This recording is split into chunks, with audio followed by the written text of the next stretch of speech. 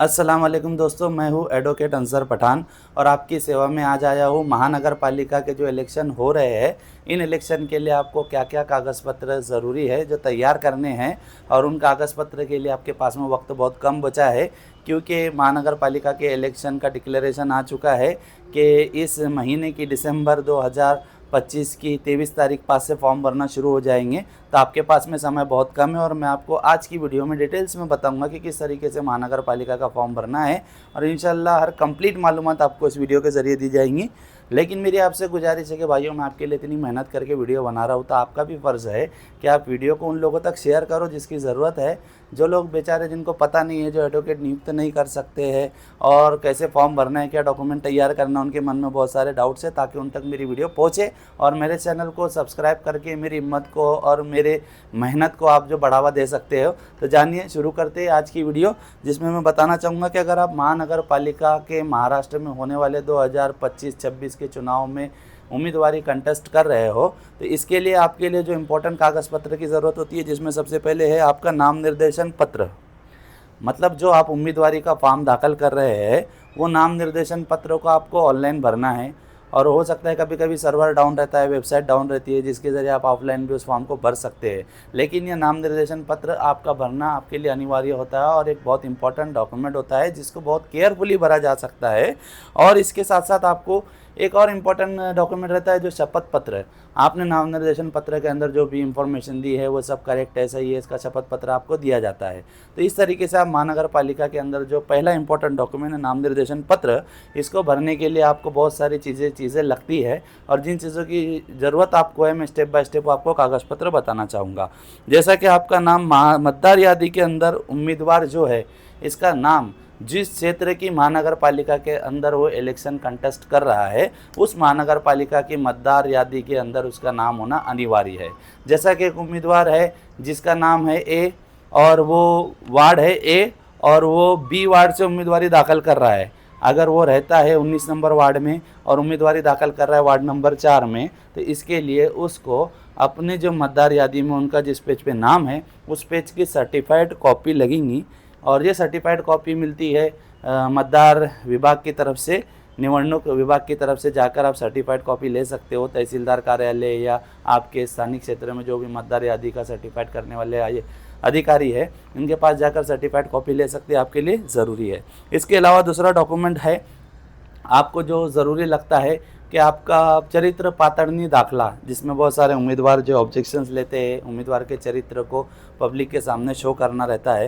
तो इसके लिए आपको चरित्र पातळणी दाखला जो है, आप ऑनलाइन आपके CSC केंद्र से अप्लाई कर सकते हैं और आपके स्थानिक पुलिस स्टेशन से उसको वेरिफिकेशन करके आपको जो सर्टिफिकेट दिया जाता है, उसे कहा जाता है चरित्र पातळणी दाखला। इसके नाम पे थर्ड इंपॉर्टेंट चीज़ जो आपको निवडणूक फॉर्म भरने के लिए है, वो थर्ड चीज़ है आपकी अमानत रकम।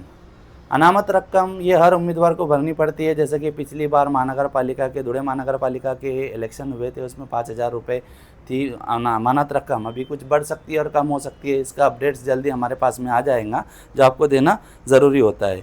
इसके बाद में जो भी उम्मीदवार उम्मीदवारी करना चाह रहा है, इसको एक इम्पॉर्टेंट डॉक्यूमेंट अभी से तैयार करना रहेगा कि कोई भी नेशनलाइज बैंक, जैसा कि state bank of India, union bank of India, जो नेशनलाइज बैंक है, इस बैंक के अंदर एक फ्रेश सेविंग अकाउंट या फ्रेश अकाउंट ओपन करना है उम्मीदवार के नाम से जो इलेक्शन लड़ रहा है, और उस अकाउंट को ओपन करके उसकी पासबुक अपने पास में रखनी है, ताकि उस अकाउंट के ज़रिए जो इलेक्शन में लड़ने के लिए जो खर्चे लग रहे हैं, वो खर्चों का हिसाब किताब उसके ज़रिए टैली किया जा सके।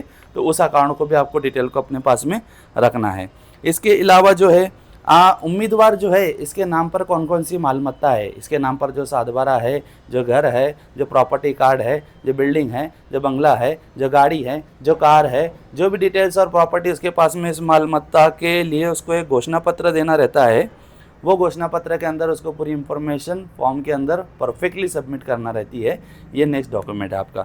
इसके बाद में सातवां डॉक्यूमेंट है, जो भी उम्मीदवार जो है डिफरेंट कास्ट से रहते हैं, जैसे कि कोई OBC कास्ट से है, अनुसूचित जाति, अनुसूचित जमाती, इन कास्ट के ज़रिए अगर इलेक्शन कंसिडर किया जा रहा है, तो कास्ट सर्टिफिकेट उम्मीदवार के लिए बहुत इंपॉर्टेंट रखता है कि वो ओपन में लड़ना चाहता है, OBC में लड़ना चाहता है, SC कास्ट में लड़ना चाहता है, ST कास्ट में लड़ना चाहता है, उसका कास्ट सर्टिफिकेट इंपॉर्टेंट रहता है। इसी के साथ एक दूसरी इंपॉर्टेंट चीज़ है वैलिडिटी।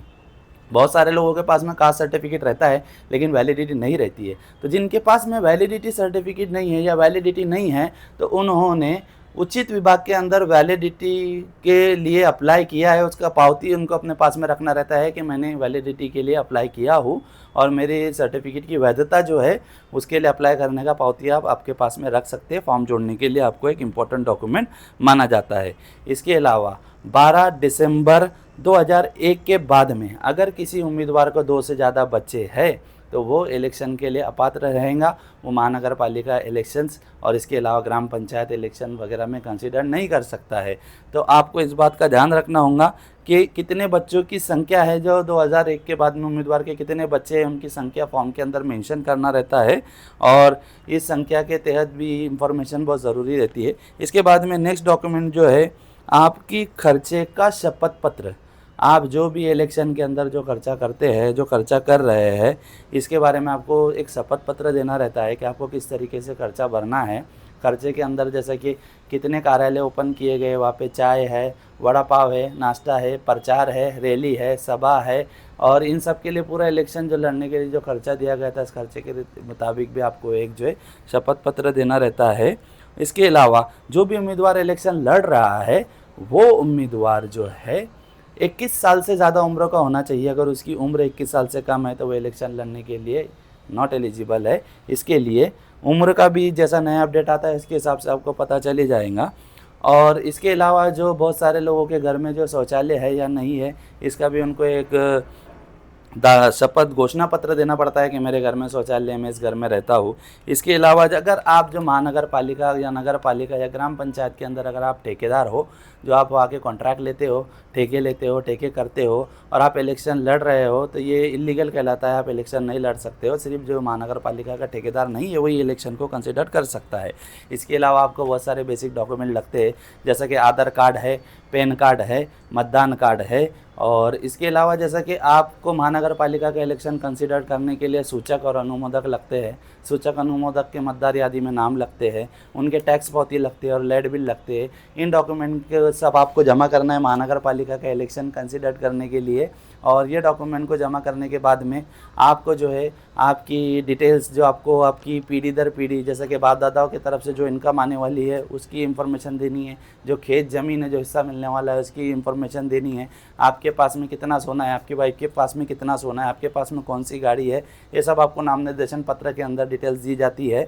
इसके अलावा दोस्तों आज जो मैंने वीडियो बनाया ये आपके लिए बहुत इंपॉर्टेंट है। आपको जो डॉक्यूमेंट बताए आप ये डॉक्यूमेंट अगर रेडी कर लेते हो तो डॉक्यूमेंट रेडी करने के बाद में इंशाल्लाह जो आप लोगों का फॉर्म परफेक्ट कहलाएगा और जो नए अपडेट्स हैं मैं इसके साथ साथ आपको अपडेट्स दूंगा। फॉर्म भरने के लिए आपको पूरी गाइडेंस दूंगा और फॉर्म भरने के लिए मेरे तरफ से जो मदद लगी वो मदद दूंगा। तो दोस्तों मेरी ये वीडियो बनाने के लिए मुझे बहुत मेहनत लगी है तो मैं चाहूँगा कि मेरे जो दोस्त बिरादर और जो करीबी लोग हैं इनके अलावा भी अदर लोग हैं जो मेरी वीडियो को देख रहे हैं, अगर इनके कोई रिश्तेदार में, दोस्त में, बिरादर में कोई महानगर पालिका का इलेक्शन लड़ने के लिए फॉर्म भरना चाहता है उस तक मेरी वीडियो पहुंचाइए ताकि उसको सहायता मिल सके। और इसके आगे हम अगली वीडियो देखेंगे कि उम्मीदवारों के फॉर्म भरने के बाद में जो हमारे विरोध में उम्मीदवार लड़ रहे हैं इनका नाम निर्देशन पत्र अगर कोई इलीगली ये इलेक्शन लड़ रहे हैं या उन्होंने खोटी माहिती सादर किए है, निवडणूक निर्णय अधिकारी को फॉर्म में खोटी माहिती दी है जिसकी वजह से उनका फॉर्म कैंसिल हो सकता है, तो इसके लिए आपको हरकत कैसी लेनी है और उम्मीदवारी फॉर्म को कैसे दाखिल करना है। जैसा कि पिछले मैंने धुले महानगर पालिका में देखा था कई लोगों के नॉमिनेशन फॉर्म रिजेक्ट हो गए थे, किस वजह से रिजेक्ट हुए थे हम अगली वीडियो के अंदर जानेंगे। और आपका कीमती समय देने के लिए बहुत बहुत शुक्रिया। मेरे चैनल को सब्सक्राइब करके मेरी हिम्मत को बढ़ाइए। अस्सलाम वालेकुम रहमतुल्लाहि व बरकातहू।